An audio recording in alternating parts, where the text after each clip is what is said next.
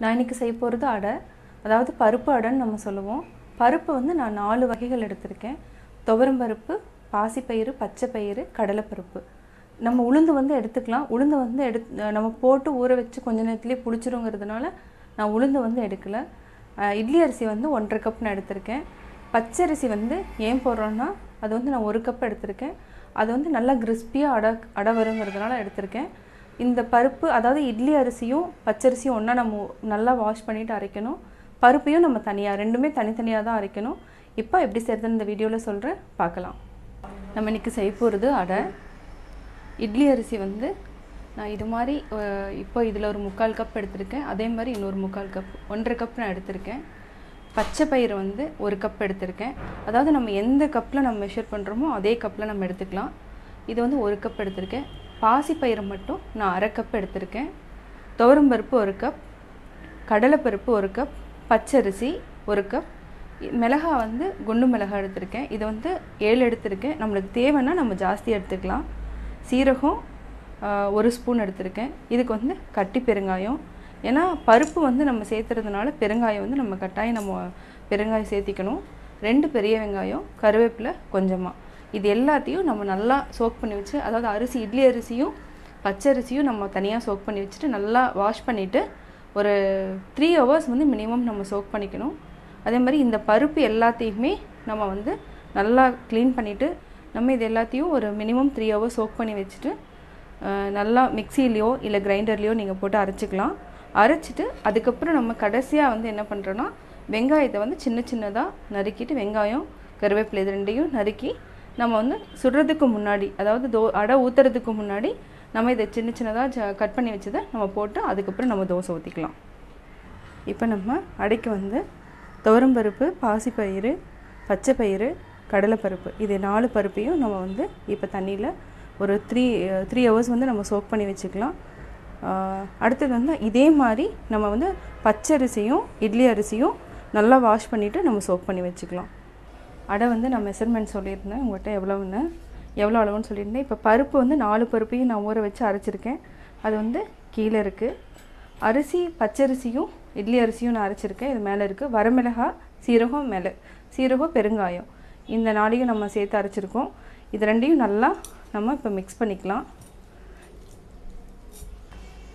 உப்பு போட்டால் சீக்கிரமாக புளிச்சு போயிடும். அதனால் உப்பு வந்து நம்ம எப்போ சுடுறோமோ அப்போ வந்து நம்ம உப்பு போட்டுக்கலாம்.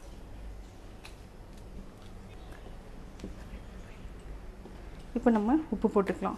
இப்போது அடை நம்ம சுட போகிறோம், அதனால் உப்பு போட்டு மிக்ஸ் பண்ணிக்கலாம். தண்ணியும் செக் பண்ணிவிட்டு நம்ம எவ்வளோ தேவையோ அவ்வளோ ஊற்றிக்கலாம். ஏன்னா இது வந்து தோசை அடை.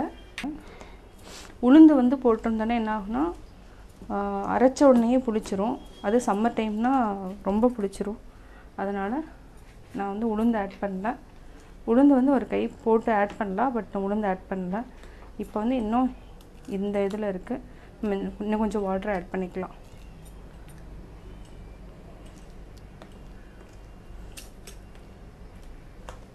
காரம் தேவையில்லை, ஏன்னா மிளகாயே காரம் ஜாஸ்தி.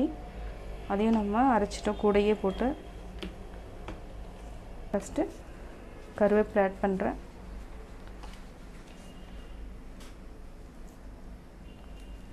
இப்போ வெங்காயம் நல்லா சின்ன சின்னதாக நான் கட் பண்ணியிருக்கேன். வெங்காயம் வந்து உங்கள் ஆப்ஷன் எவ்வளோ தேவையோ அது ஒரு வெங்காயம் கூட போட்டுக்கலாம்.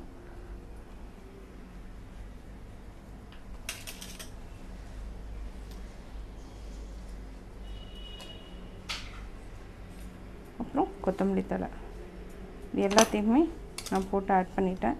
இதை நல்லா மிக்ஸ் பண்ணிவிட்டு நம்ம வந்து அடை ஊற்றிக்கலாம். கொத்தமல்லி தழை இருந்ததுன்னா போடலாம், இல்லைனாலும் ஒன்றும் இது இல்லை. இப்போ வந்து நம்ம அடை ஊற்றிக்கலாம். இப்போது நம்ம காய வச்சாச்சு.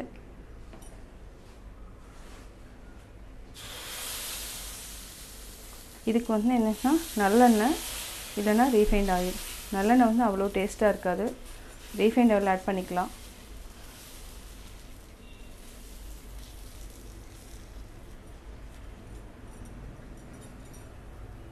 இப்போது ஆயில் ஆட் பண்ணிக்கலாம். இதுக்கு வந்து நம்ம பொடி கூட வச்சு சாப்பிட்லாம். நல்லெண்ணெய் கூட ஊற்றி பொடி கூட வச்சு சாப்பிட்லாம். அடைக்கு வந்து என்னென்னா ஆயில் வந்து ஜாஸ்தியாக விடணும்.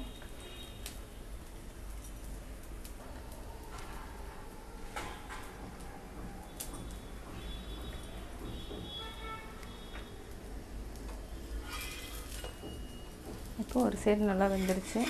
இப்போ நம்ம திருப்பி போட்டுக்கலாம். நல்லா ப்ரெஸ் பண்ணி விட்டுக்கலாம்.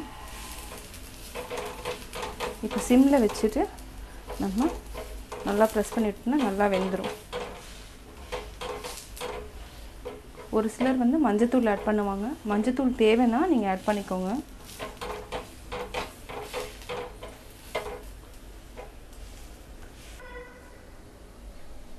இப்போ நம்ம சிம்மில் வச்சுக்கலாம். வெந்துச்சான்னு பார்த்துட்டு நல்லா வெந்துடுச்சு. இப்போ நம்ம எடுத்துடலாம்.